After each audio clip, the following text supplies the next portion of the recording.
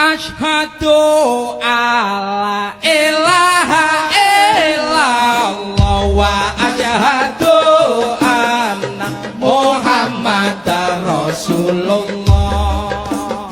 Kanjeng Nabi Muhammad iku kawulane Allah, utusane Allah. Kang Rama Raden Abdullah, kang Ibu Dewi Aminah, ingkang lahir ana Mekah, hijrah ing Madinah, jumeneng ing Madinah, gerah ing Madinah, seto ing Madinah, sinarekaken ing Madinah. Bangsane bangsa Arab, bangsa Rasul, bangsa Quraisy, utawi yuswane Kanjeng Nabi Muhammad iku asaweda taun punjul 3 taun.